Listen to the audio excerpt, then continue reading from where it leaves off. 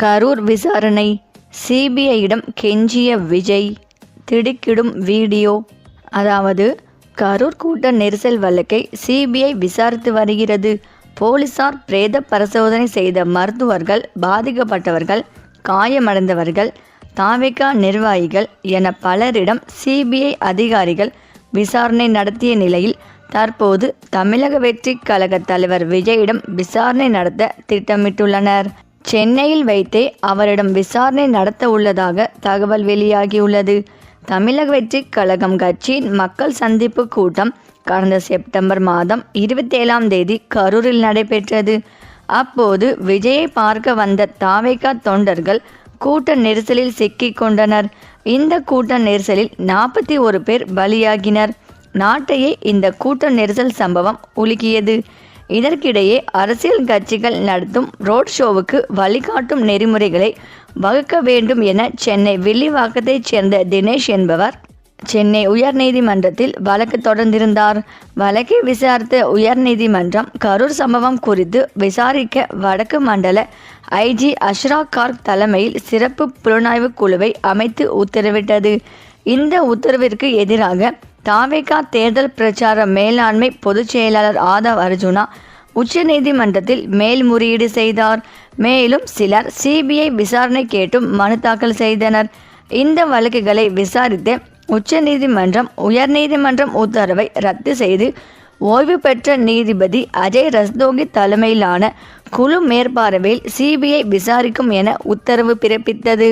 இதன்படி கரூர் கூட்ட நெரிசல் வழக்கை சிபிஐ விசாரித்து வருகிறது.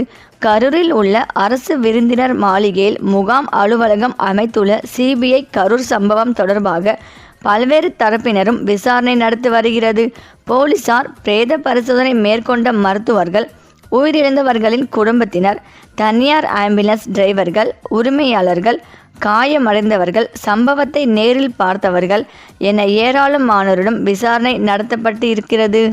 அதேபோல தாவேகா பொதுச் செயலாளர் புஸ்ஸி ஆனந்த், இணை செயலாளர் நிர்மல்குமார், தாவேகா தேர்தல் பிரச்சார மேலாண்மை பொதுச் செயலாளர் ஆதவ் அர்ஜுனா, கரூர் மேற்கு மாவட்ட செயலாளர் மதியழகன் உள்ளிட்டோரிடமும் சிபிஐ விசாரணை நடத்தியது.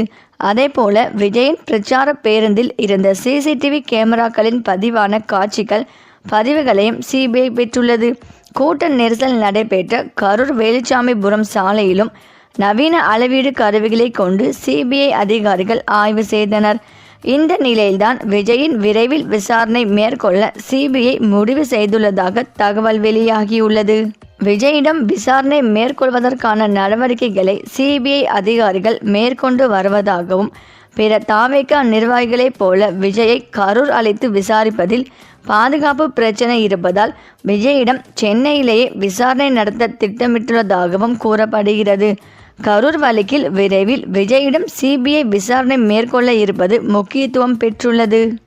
மேலும் அஜய் ரஸ்தோகி தலைமையிலான குழு இன்று டிசம்பர் மாதம் நேரடியாக ஆய்வு செய்கிறது. ஐபிஎஸ் அதிகாரிகள் சோனல் மிஸ்ரா, சுமித் சரண் உள்ளிட்டோரும் இணைந்து சிபிஐ விசாரணை குழுவுடன் ஆலோசனை நடத்திய நீதிபதி ரஸ்தோகி விபத்து இடத்தை நேரில் பார்வையிட்டு பாதுகாப்பு குறைபாடுகளை ஆழமாக புரிந்து கொள்ள முடிந்ததாக தெரிவித்துள்ளார். கடந்த ஒரு மாதமாக கரூரில் முகாமிட்டு விசாரணை நடத்தி வரும் சிபிஐ குழு குவாண்ட் கிரைம் பிரிவு அதிகாரி பிரவீன்குமார், கூடுதல் காவல் கண்காணிப்பாளர் முகேஷ்குமார் தலைமையில் 15 அதிகாரிகளை பயன்படுத்தி விசாரணையை முன்னெடுத்து வருகிறது. நீதிபதி ரஸ்தோகி குழு டிசம்பர் 2 அன்று கரூரில் வந்து சிபிஐயுடன் விரிவான ஆலோசனை நடத்தியது. இன்று வேலுச்சாமிபுரத்தை நேரடியாக பார்வையிட்டு உழவர் சந்தை, light house corner, Manora corner போன்ற பிரச்சார அனுமதி கோரப்பட்ட இடங்களை ஆய்வு செய்தார். சிபிஐ விசாரணை குழு கூட்ட நெரிசல் வீடியோக்கள், காட்சி வாக்குமூலங்கள், கண்காணிப்பு கேமரா ஃபுட்டேஜ் ஆகியவற்றை ஆராய்ந்து வருகிறது. 41 உயிரிழப்புகள், 110 காயங்கள் ஏற்பட்ட இந்த சம்பவம் விஜயின் தாவேகா பிரச்சாரத்தின் போது ஏற்பட்டது. உச்சநீதிமன்றம் நியாயமான விசாரணை குடிமக்களின் உரிமை என்று கூறிய சிபிஐ விசாரணை உத்தரவிட்டது. ரஸ்தோகி குழு விசாரணையில் முன்னேற்றத்தை மேற்பார்வையிட டிசம்பர் 4 வரை கரூரில் இருக்கும் என்று கரூர் கலெக்டர் எம் தங்கவேல் தெரிவித்துள்ளார். பாதிக்கப்பட்டவர்கள் பொதுமக்கள் சங்க பிரதிநிதிகள் கலெக்டரேட் சர்க்கியூட் ஹவுஸிலும் மனு அளிக்கலாம் என்று அறிவிக்கப்பட்டுள்ளது. தாவேகா தலைவர் விஜய் இந்த விசாரணை நியாயமாக நடக்க வேண்டும் என்று கூறியுள்ளார்.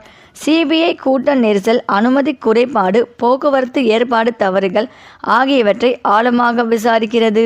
இந்த நிலையில் கரூரில் ஏற்பட்ட சர்ச்சைக்கு பிறகு தமிழக வெற்றி கழக தலைவர் விஜய் நடத்திய முதல் பெரிய பொதுக்கூட்டம் புதுச்சேரியில்தான் நடைபெற்றது.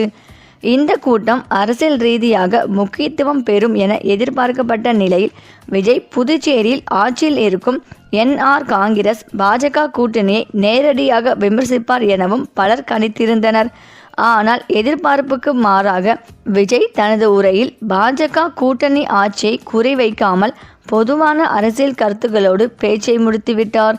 திமுகவை கடுமையாக விமர்சித்து வந்த விஜய் புதுச்சேரி மேடையில் பாஜக குறித்து எதுவும் பேசாமல் இருந்தது அரசியல் வட்டாரங்களில் பெரிய கேள்விகளை எழுப்பியுள்ளது.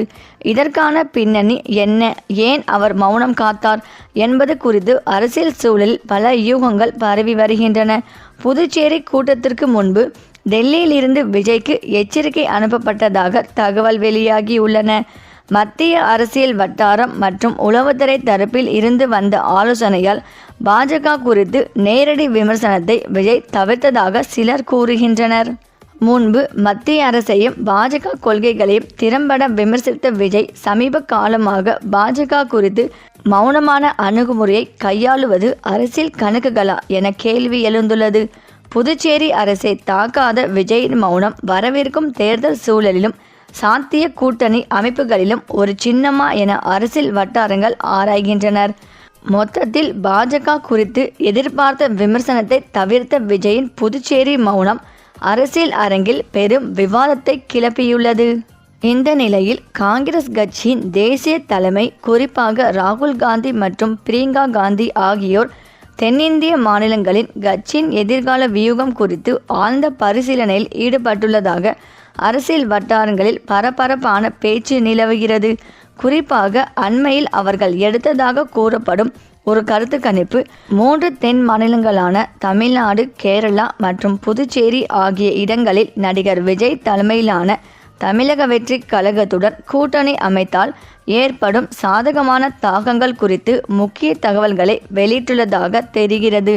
இந்த கருத்து கணிப்பின்படி விஜயுடன் கூட்டணி சேர்ந்தால் கேரளா மற்றும் புதுச்சேரியில் காங்கிரஸ் ஆட்சியை பிடிக்க வாய்ப்புள்ளது என்றும் தமிழ்நாட்டில் ஒரு வலுவான கூட்டணி ஆட்சியை அமைக்க முடியும் என்றும் தெரிவிக்கப்பட்டுள்ளதாக கூறப்படுகிறது. இந்த கருத்து கணிப்பு விஜயை தென்னிந்தியாவில் காங்கிரஸை வலுப்படுத்துவதற்கான ஒரே வழி என்று சுட்டி காட்டியிருப்பது காங்கிரஸ் தலைமையை அவசர முடிவெடுக்க தூண்டியுள்ளது. பாரம்பரியமாகவே காங்கிரஸ் தென் மாநிலங்களில் ஒரு வலுவான அடித்தளத்தை கொண்டிருந்தாலும் கடந்த சில ஆண்டுகளாக தேசிய அரசியலில் ஏற்பட்ட பின்னடைவுகள் காரணமாக தமிழகம் மற்றும் கேரளாவிலும் அதன் ஆதிக்கம் குறைந்துவிட்டது. சரி, இந்த வீடியோ பற்றிய உங்கள் கருத்துக்களை கமெண்ட்ல சொல்லுங்க. மேலும் இந்த வீடியோ உங்களுக்கு பிடித்திருந்தால் லைக் பண்ணுங்க, ஷேர் பண்ணுங்க, மறக்காம நம்ம சேனலை சப்ஸ்கிரைப் பண்ணிக்கோங்க. தேங்க்ஸ் ஃபார் வாட்சிங்.